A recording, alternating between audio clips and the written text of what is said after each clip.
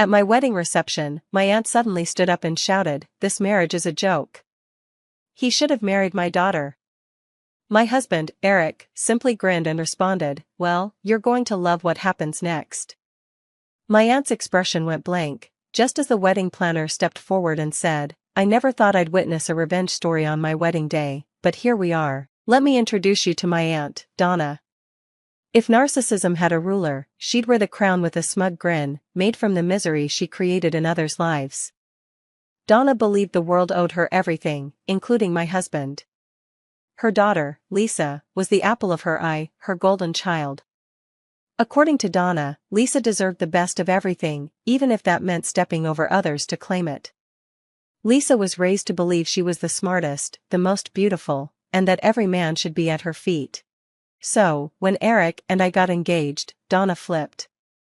For context, Eric and Lisa had briefly dated in college. It was nothing serious, a couple of months that ended when Eric realized they didn't connect.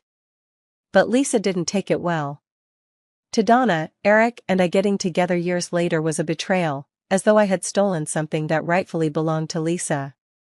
At every family event, Donna would drop snide remarks, like, "Funny how fate works, Lisa and Eric always seemed so perfect together," or "Some people just don't realize they're second choice." I ignored her, determined to let nothing spoil my happiness. But Donna wasn't ready to let it go.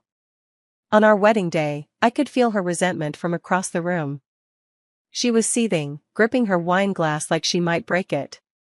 Lisa, sitting next to her, played the role of the heartbroken ex-girlfriend, with big sad eyes and little sniffs as she eyed Eric like he was the one that got away.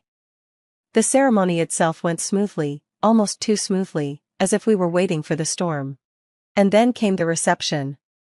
Everyone was laughing, dancing, and having a good time. I thought I had escaped Donna's drama. But then, as Eric and I stood to thank our guests, my aunt stood as well. Suddenly, she yelled, "This marriage is a joke. He should have married my daughter." The room fell silent. My stomach dropped. My mother turned crimson, my father looked ready to explode, and Lisa, she just sat there, pretending to be embarrassed, though the tiniest smirk was barely concealed.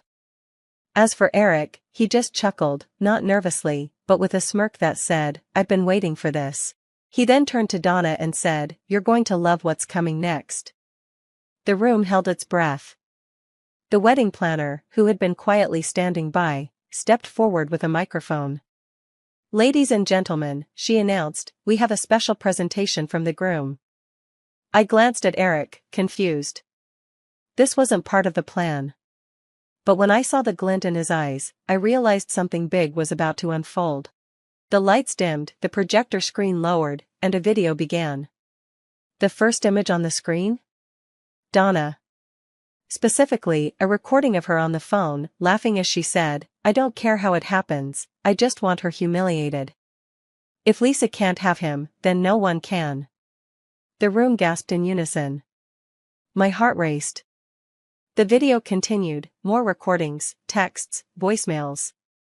Turns out Donna had been busy sabotaging my wedding. She tried to cancel my dress order, bribed the florist to ruin my bouquet, and even called the venue pretending to be me to change the wedding date.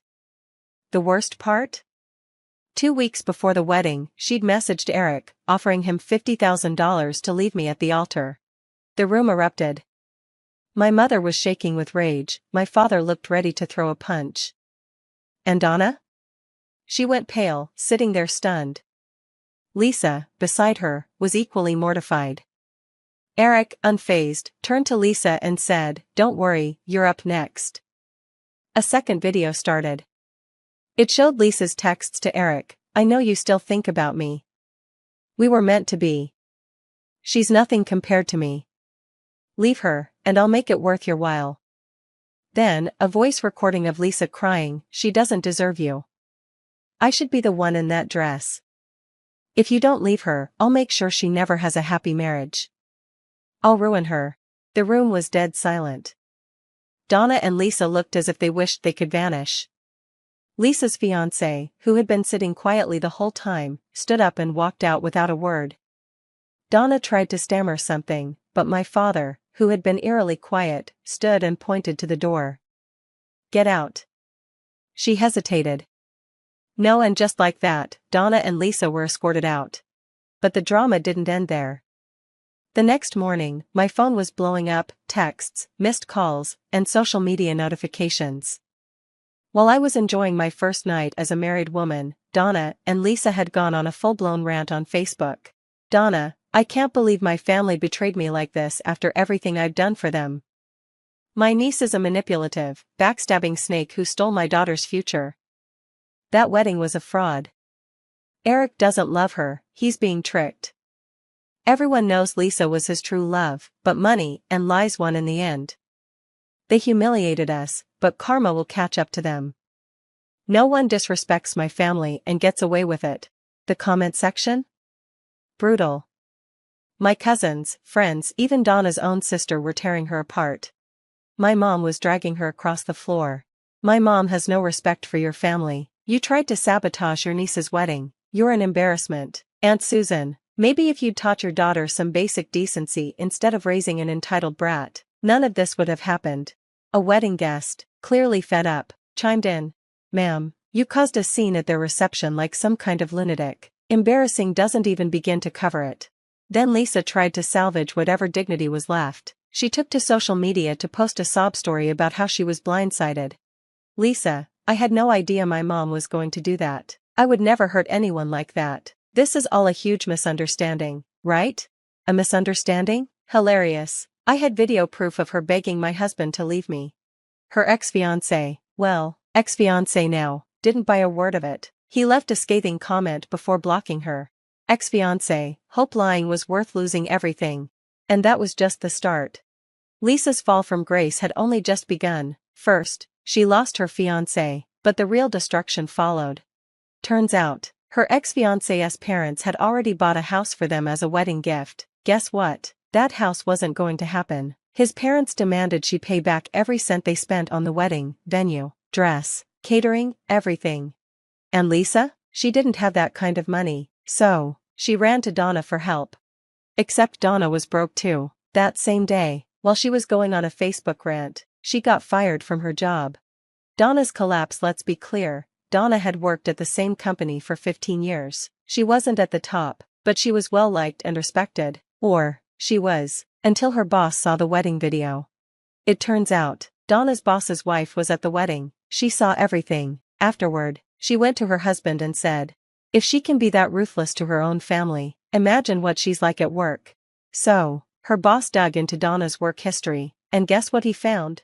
A long history of bullying younger female employees. Complaints had been filed, but nothing was done about it, until now. That's when they fired her. No severance, no sympathy, just gone. The final nail. Lisa's life was unraveling fast. She lost her fiancé, her mother lost her job, and then, to make things worse, her friends abandoned her. Those same girls who had once fawned over her, gone. Why? Because Lisa had borrowed money from them, promising she'd pay them back after her wedding. Now, no wedding, no wealthy husband, no money, she was done for.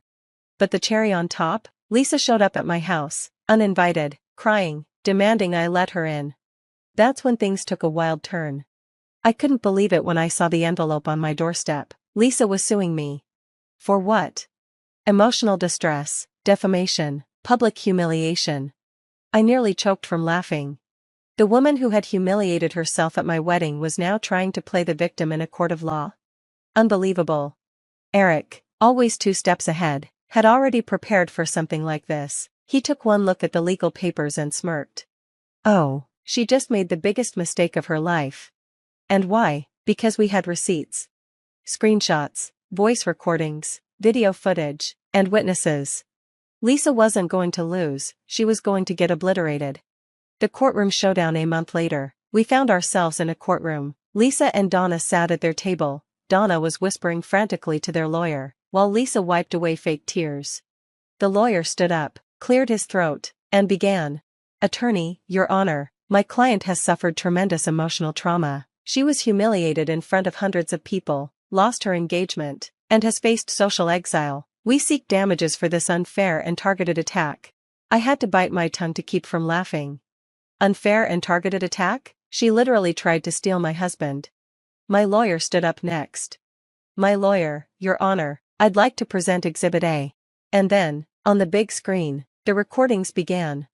First came Lisa's text messages to Eric, her voicemails, begging him to leave me, and then, her own voice, "She doesn't deserve you, I'll ruin her."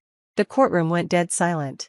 Next came Exhibit B, emails, texts, messages from Donna bribing wedding vendors to sabotage my day, Lisa mocking me behind my back.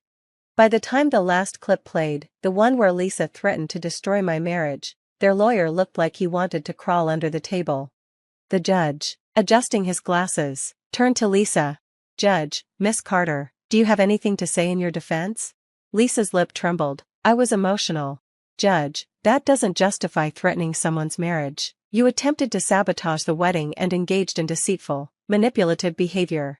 Donna leapt to her feet, pounding her fist on the table. "Donna, this is a setup. These videos are all fake." Judge, bangs gavel. "Sit down, Miss Carter. One more outburst and I'll have you removed." Lisa buried her face in her hands. It was over. The aftermath: the case was dismissed immediately. And on top of that, Lisa was ordered to pay our legal fees, which, as you can imagine, were hefty. And guess what? She didn't have the money. She had to sell everything: her car, her designer bag, even tried to crash at one of her friends' places, but none of them wanted anything to do with her anymore. And Donna? She completely lost it. She started calling relatives, begging for money, spinning some sob story about how we ruined Lisa's life. No one was buying it. My mom, ever the savage, told her, "Lisa ruined her own life, and you helped." Eventually, they both had to leave town. Lisa moved to a new city, trying to start fresh, but guess what? Her past followed her. She tried dating, but men Googled her name, and all the drama came up: her texts, the wedding video, the lawsuit. She became the ultimate cautionary tale. One final encounter 2 years later, I ran into her. I was having coffee at a cafe when I spotted her sitting at a corner table. She looked different, tired, defeated, not the arrogant, self-centered woman she used to be. She noticed me, and for a split second, I thought she might leave, but instead, she just stared at her coffee, shoulders slumped. For a moment, I almost felt sorry for her, almost. But then I remembered everything. She tried to ruin my wedding, my marriage, my happiness, all for nothing. I walked past her without a word. And as I stepped outside into the fresh air, I smiled. Because I won, and she lost everything. Final thoughts: looking back, I don't regret a single thing. Donna and Lisa got exactly what they deserved. I used to believe that karma would take care of people like them. But sometimes, karma needs a little help. Thanks for watching, and I'll see you in the next video. Stay stunned.